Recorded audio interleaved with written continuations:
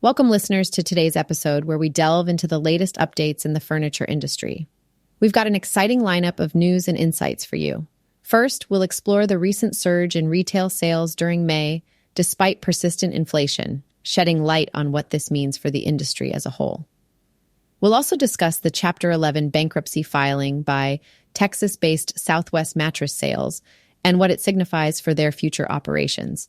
Additionally, we'll cover Leggett and Platt's announcement to close its High Point facility, a move that impacts many jobs and aims to streamline operations. But that's not all. In our corporate responsibility segment, we'll highlight Wayfair's ambitious goal to achieve zero waste by 2030 and the steps they're taking toward a more sustainable future. We'll also bring you the latest on the Port of Baltimore's reopening after a significant cleanup operation and what this means for the supply chain and local economy. Lastly, we'll share some exciting news about Grammy-winning artist Trisha Yearwood's upcoming appearance at Nationwide Marketing Group's Primetime event, where she'll showcase her latest furniture collection. Retail sales saw a significant increase in May, according to the latest CNBC NRF Retail Monitor. Despite stubborn inflation, consumer spending has driven solid economic growth. The National Retail Federation reports that total retail sales, excluding auto and gasoline sales, were up 1.35% seasonally adjusted month over month and up 3.03% unadjusted year over year for May. These figures represent a major jump compared to April, where the month-over-month increase was only 0.25% and the year-over-year figure actually decreased by 0.6%. NRF President and CEO Matthew Shea highlighted that consumers have retained their ability to spend, aiding robust economic growth. The job market and real wage gains have been pivotal in supporting this spending, despite persistent inflation largely in services rather than retail goods. Shea noted that May's numbers underscore that April's moderation was an anomaly rather than a trend. When breaking down the data, the Retail Monitor's core retail sales calculation, which excludes restaurants as well as auto and gasoline sales, showed an increase of 1.2% month over month and 2.88% year over year. For the first 5 months of the year, total sales rose 2.13% year over year, and core sales climbed 2.48%. Several retail categories saw impressive gains. Online and non-store sales led the way with a 2.09% increase month over month and a staggering 17.91% year over year. Health and personal care stores saw a 1.29% increase month over month and a 6.86% rise year over year. Clothing and accessories stores also posted strong numbers, up 1.44% month over month and 6.24% year over year. In contrast, some categories like building and garden supply stores experienced declines, down 0.6% month over month and 0.53% year over year. Sporting goods, hobby, music, and bookstores were up 1.04% month over month, but dipped 0.71% year over year. The Retail Monitor derives its data from actual anonymized credit and debit purchase transactions compiled by Affinity Solutions, differing from the survey-based data collected by the Census Bureau and avoiding the need for monthly or annual revisions. Overall, these figures highlight a resilient retail sector that continues to grow despite economic challenges.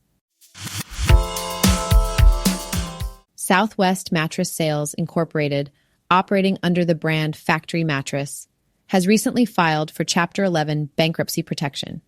This filing was made on June 7th in the U.S. Bankruptcy Court for the Western District of Texas in Austin. Despite seeking bankruptcy protection, the company will continue its operations throughout the reorganization process, ensuring there will be no interruption in sales and customer support.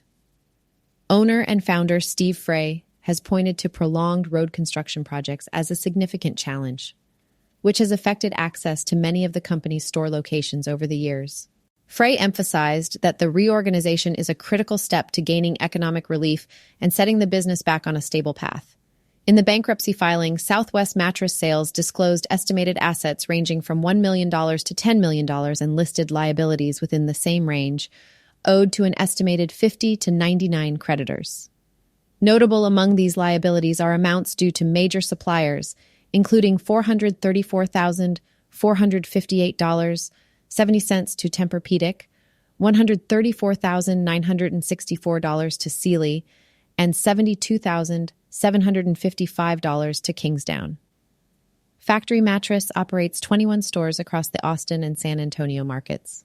The company remains optimistic that the Chapter 11 proceedings will allow them to restructure effectively and continue serving their customers. This reorganization aims to address the financial strains that have built up over time, providing a clearer path forward for Factory Mattress.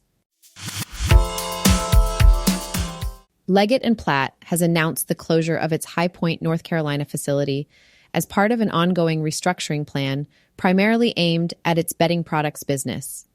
The decision, which stems from a need to better align operations with regional demand and enhance overall efficiency, will impact 158 positions within the company. In a statement, Leggett and Platt acknowledged the gravity of this move and expressed a commitment to treating colleagues exiting the business with compassion and respect. Support and resources will be provided to help affected employees transition to the next steps in their careers, including identifying opportunities at nearby Leggett and Platt facilities.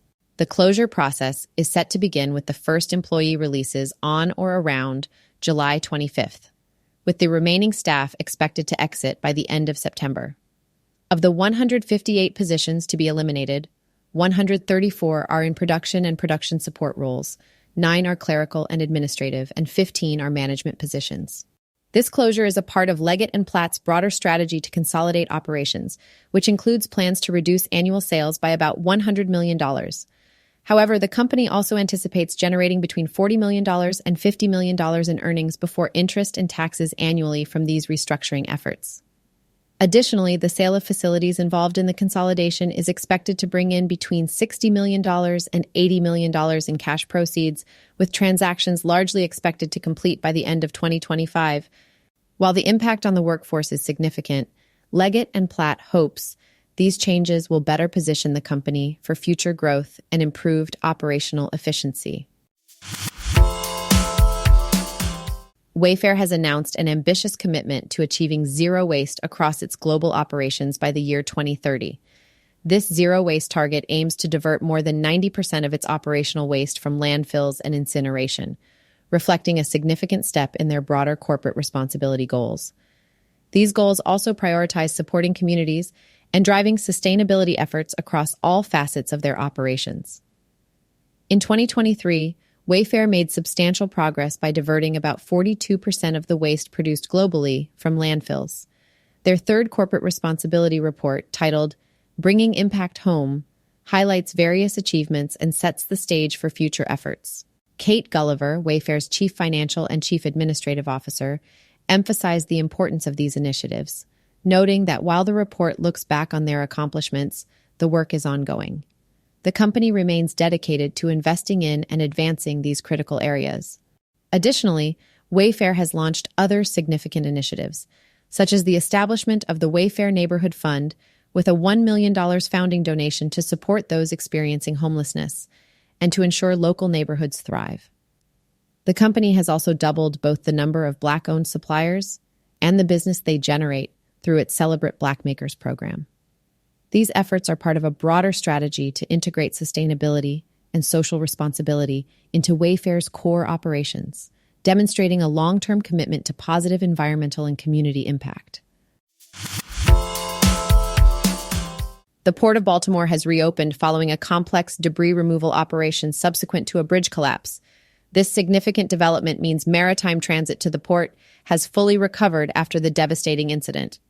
On March 26th, the Dolly container ship crashed into one of the Francis Scott Key Bridge's support beams, destroying it and tragically ending the lives of 6 construction workers.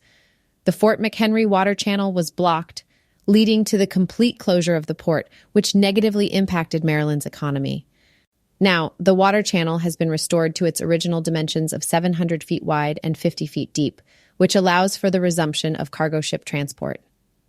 According to Maryland Governor Wes Moore, the channel's reopening is a crucial step towards economic recovery. He emphasized that the successful removal of 50,000 tons of wreckage required the efforts of thousands of people, hundreds of assets, and coordination among nearly 60 agencies. Although the Port of Baltimore is smaller compared to the nation's largest ports, it holds a dominant position in handling specific imports and exports, such as automobiles, construction equipment, sugar, and more.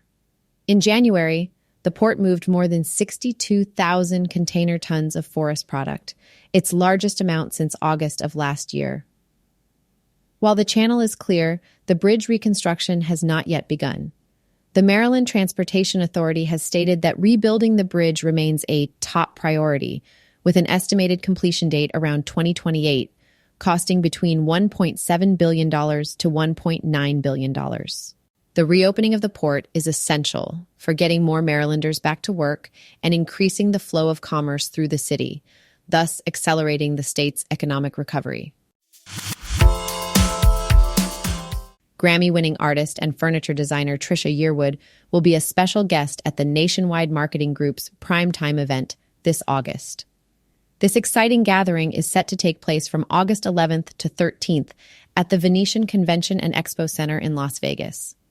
Yearwood recently partnered with Legacy Classic Modern to introduce her 10th collection from the Trisha Yearwood home furniture line, and her presence is highly anticipated.